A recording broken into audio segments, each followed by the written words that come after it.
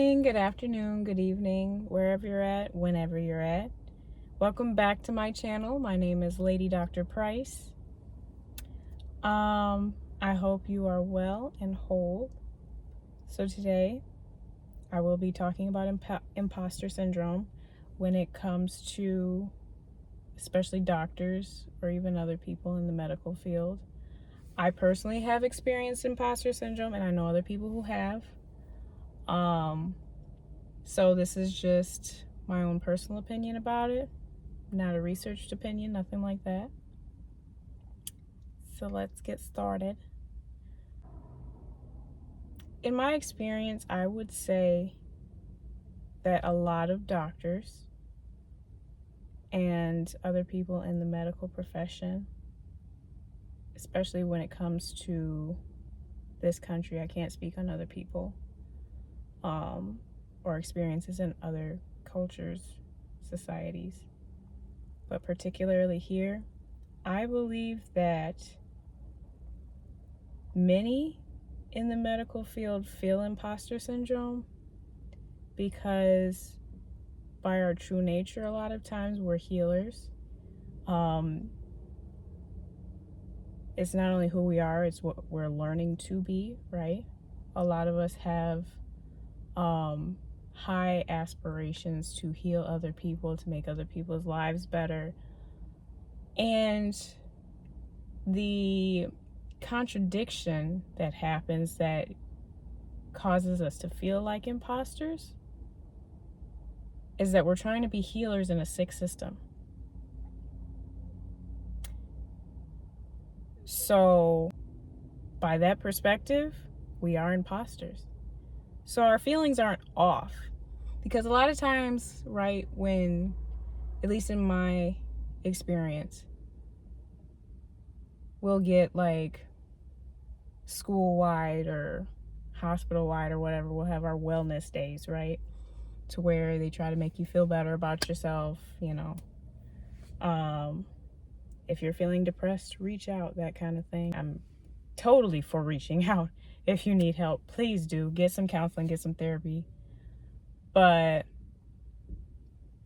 the problem is that a lot of times that stuff is a band-aid for a true problem, because it's almost like telling yourself that what you feel is not correct, that your emotions and your mind, in a lot of senses, is putting up a smokescreen. And that's what these people are almost telling you. Like, oh, you're not truly an imposter. You're only feeling that way because of A, B, and C. When it's like, no. What if our perspective is actually correct? What if we feel that way because the system of things is screwed up? So, because I hear a lot of even older doctors talk about this, right? To where, or have even told me this, to where they get in to the system, bright-eyed and bushy-tailed, right? You go into medical school all green, all excited about being able to heal people and do what you're supposed to do as a doctor, and you're just gonna make waves and make change and everything. You're all excited. And then you actually get into the medical system and into the hospital system as an employee, really. And there's all this other stuff that comes with it. Some of it for a reason, some of it not for any good reason. And by that, I mean, I understand we live in a very capitalistic society and you need money to run things. But at the same time, when you have patients being synonymous with customers, that's a big conflict of interest. Anytime you have a person suffering, because that's the etymology of the word patient, suffering. Anytime you're profiting off of someone's suffering, It's a problem. Now, I get that there's systems in place to say, like, well, if doctors aren't meeting such and such goals with their patients, then, they get less funding for the hospital. There's a lot of other stuff that goes into that. But just on that perspective, right? In the whole system of things, not just looking particularly at medicine, but great focus on medicine, because of course we can go into speaking on the pharmaceutical companies being involved with the food and all of that leaching, and yeah, there's a lot of mess when you get into that. But then you get doctors, right, like I said, that are super excited to get involved, super excited to make changes to the world, and then they realize that you're not changing anything. You're not really helping people. And I feel like a lot of people feel that. Now, it depends on which specialty you go into. Some doctors feel it a little bit more, some a little less. But I've just heard that time and time again. That it's like, I used to be in your shoes. I used to be excited. Not speaking on me personally, but that is that's a story for another day. Because, yeah, I came into the medical school and everything with a very different perspective than other folks. But I'll talk about that another day. But yeah, I've had older doctors tell me, I came into medical school and into medicine feeling this way, and I don't feel that way anymore. Almost like they just feel like a cog in the system. And that's sad. But at the same time, the way the system is set up, of course they do. Because, a lot of people fault doctors as saying, like, well, they're just making me a customer. No, it's the whole system. I'm not saying that there aren't some doctors that don't treat you like a number. Some do get very fed up about the whole thing, and they do become that way, which is sad. I don't entirely fault them, just because I realize how it happens. But doctors are also patients. So they're the employee and they're also the customer. So they're caught up in the same system too. Most of them. And, that also leaches into the brokenness of, our healers also being sick.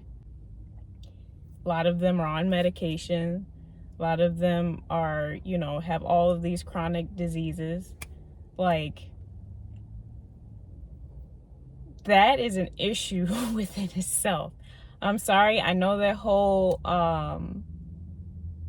quote of if you can't do, teach, or whatever kind of thing. No. If you are supposed to be teaching people health, which is what doctor means, the etymology of the word doctor is teacher. If you're supposed to be teaching medicine, teaching health, if you're supposed to be doing that, you need to be exemplifying it. Like, actions speak louder than words, let's be honest. And if you are an overweight and unhealthy doctor,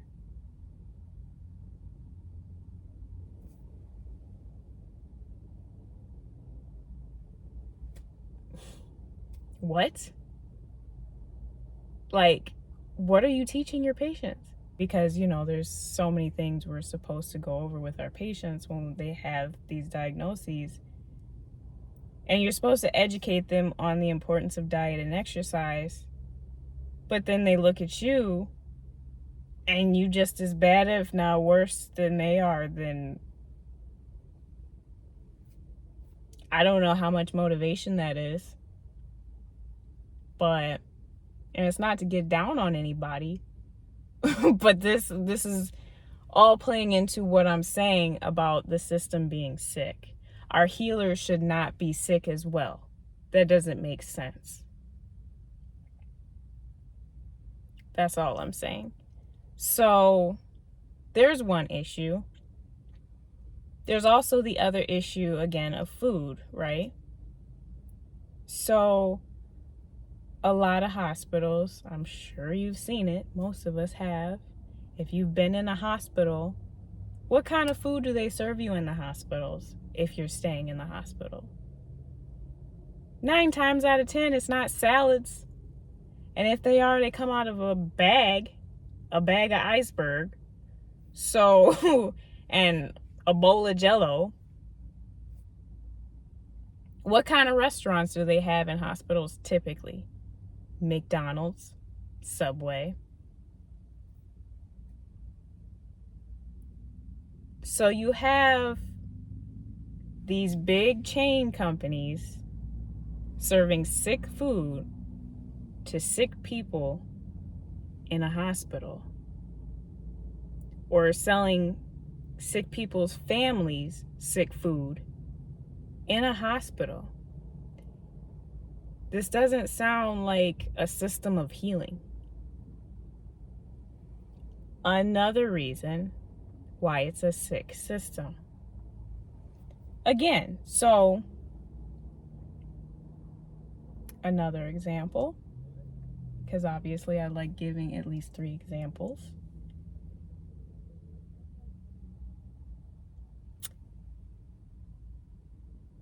A lot of ailments are caused by stress, right?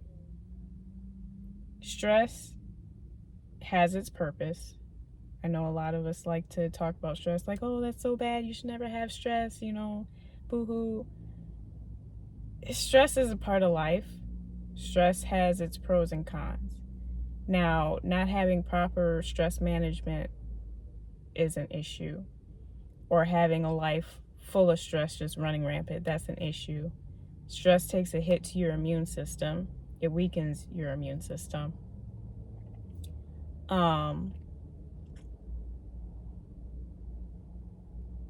But the reason why I'm pointing this out about stress, in this overall system, again, speaking further than just the medical system, all of these systems all together, because you got to look at it holistically. You can't just compartmentalize. These all work together to just the same that the body does. You have a stressful system, a system that's based on stress, right?